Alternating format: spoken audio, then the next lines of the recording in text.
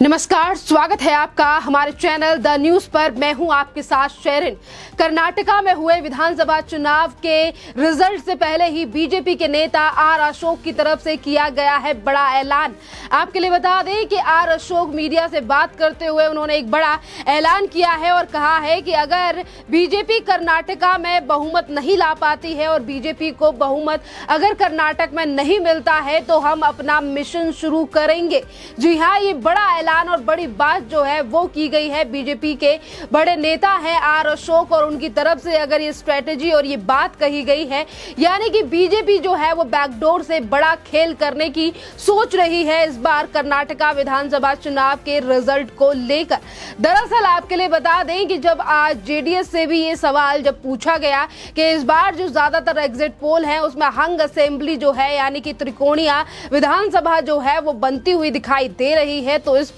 तमाम पार्टियों का क्या कहना है। जेडीएस के नेताओं के द्वारा कहा गया कि वो मूड बना चुके हैं और समय आने पर जो है वो चीजें निकलकर सामने आएगी। जहां एक तरफ भूमिका ये दिखाई दे रही है कि इस बार फिर एक बार यानी कि जेडीएस जो है वो किंग मेकर की भूमिका में सामने आ सकती है, तो वहीं दूसरी तरफ बीजेपी का ये मास्टर प्लान जो है वो शायद जेडीएस के प्लान से भी हटकर है। क्योंकि आपके लिए बता दें कि आज अगर आर अशोक की तरफ से ये बड़ी बात कही गई है कि वो अपना मिशन शुरू करेंगे, जिसमें सिर्फ जेडीएस ही नहीं बल्कि कांग्रेस, जेडीएस और अन्य दल जो हैं जिनकी भी कुछ सीटें आ सकती हैं। जिस तरीके से एग्जिट पोल में सीटों का अनुमान लगाया गया है, तो कुछ और पार्टियों के साथ मिलकर भी बीजेपी जो है वो कर्नाटक में सरकार बना सकती है। आपके लिए बता दें कि कर्नाटका विधानसभा के एग्जिट पोल्स में हंग असेंबली आने के बाद राज्य में राजनीतिक जो हलचल है वो बढ़ गई है। कुछ जो एग्जिट पोल है वो बीजेपी को आगे दिखा रहे हैं, जिससे बीजेपी का ये कहना है कि हमें जेडीएस की जरूरत नहीं पड़ेगी और हम खुद 120 सीटें लेकर आएंगे, जिसके बाद कर्नाटका में फिर एक बार भारतीय जनता पार्टी की सरकार बनेगी। तो वहीं कुछ ऐसे भी एग्जिट पोल हैं जिन्होंने कांग्रेस को बढ़त दिखाई है, जिसके बाद कांग्रेस का भी ये कहना है कि अब सत्ता में वापसी जो है वो कांग्रेस करेगी। और वहीं अगर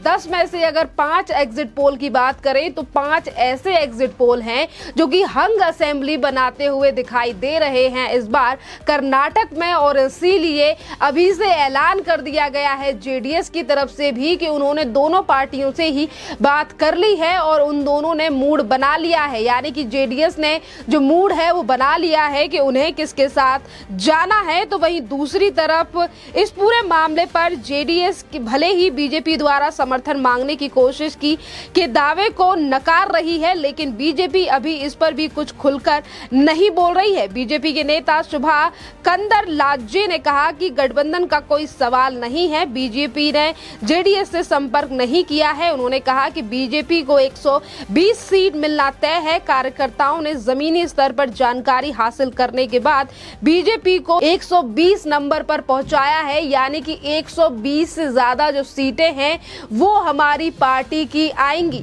देखना अहम रहेगा क्योंकि अब रिजल्ट आने में 24 घंटों से भी कम समय रह गया है और जिस तरीके से 224 सीटों का विधानसभा का ये जो समीकरण है, जिस तरीके से एग्जिट पोल से लेकर ओपिनियन पोल्स भी काफी समय पहले सामने आ चुके हैं और कल जितने भी चैनलों के द्वारा एग्जिट पोल दिए गए, जिसमें से एक तरफ अगर बड़े चैनल्स की बात करें, क्योंकि एग्जिट पोल्स पर पूरी तरीके से भरोसा करना तो सही नहीं है, क्योंकि कई बार ये एग्जिट पोल जो है वो रखे रह जाते हैं और आंकड़े जो हैं वो बिल्कुल ही हटकर आते हैं। और इसीलिए जो 2018 में जिन भी चैनलों की तरफ से एग्जिट पोल जो है वो सटीक आंकड़े उन्होंने दिखाए थे और उनके आंकड़े यानी कि एग्जिट पोल के जो हैं वो चुनाव से एकदम सटीक थे, और आज उन्हीं चैनलों पे जो है वो फिर एक बार भरोसा करती हुई पार्टियां और जनता दिखाई दे रही है। जिसमें से अगर हम बात करें न्यूज नेशन की, तो न्यूज नेशन जो है वो भारतीय जनता पार्टी को इस बार बड़ी बढ़त देता हुआ जो है वो दिखाई दे रहा है। क्योंकि अगर न्यूज नेशन की बात करें तो लगातार जो है काफी अच्छी सीटें जो है वो दी गई हैं। आपके लिए बता दें कि इस बार बीजेपी के लिए 114 सीटें जो है वो न्यूज नेशन की तरफ से दी गई हैं और वहीं दूसरी तरफ कांग्रेस के लिए 86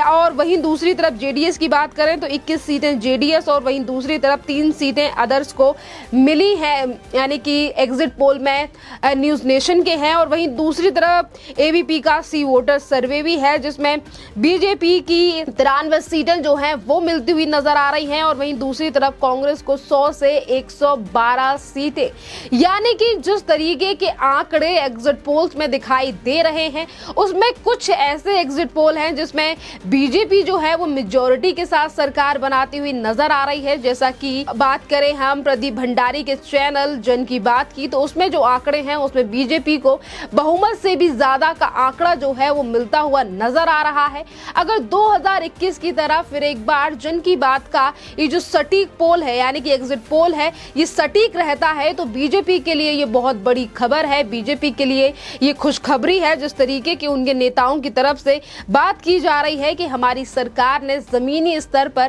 काम किया है और इस बात का फल जो है वो पार्टी को इन विधानसभा चुनाव में जरूर मिलेगा। तो वहीं दूसरी तरफ कांग्रेस को लेकर भी कुछ चैनलों ने काफी ज्यादा बढ़त जो है वो दिखाई है, पर ये वही चैनल हैं जिनके सटीक इनके जो एग्जिट पोल हैं वो 2018 में बिल्कुल भी सटीक नहीं थे और आंकड़े काफी ज्यादा बदले हुए नजर आए थे, यानी कि आंकड़े जो है वो काफी ज्यादा बदले हुए थे जब रिजल्ट सामने आया। तो इसीलिए अभी एग्जिट पोल पर पूरी तरीके से भरोसा नहीं किया जा सकता। पर वहीं दूसरी तरफ अगर बैकडोर प्लान की बात की जाए तो कांग्रेस अभी इस पूरे मामले पर चुप्पी साधे हुई है। तो वहीं दूसरी तरफ बीजेपी की तरफ से हिंट दे दी गई है कि अगर बहुमत नहीं आता है बीजेपी का तो बीजेपी जो है वो अपना मिशन चलाएगी कर्नाटका में। आखिरकार इस मिशन से जुड़ी हुई किस तरीके से चीजें जो हैं वो की जाएंगी और कैसे इस बार बीजेपी जो है वो बैकडोर से बड़ा खेल करने वाली है, इस पर सभी की नजरें टिकी हुई हैं। क्योंकि जैसा कि मैंने पहले भी कहा है कि आर अशोक बड़े नेता हैं और अगर उन्होंने ये बयान दिया है तो काफी ज्यादा सोच समझ कर दिया होगा कर्नाटका की जनता और कर्नाटका के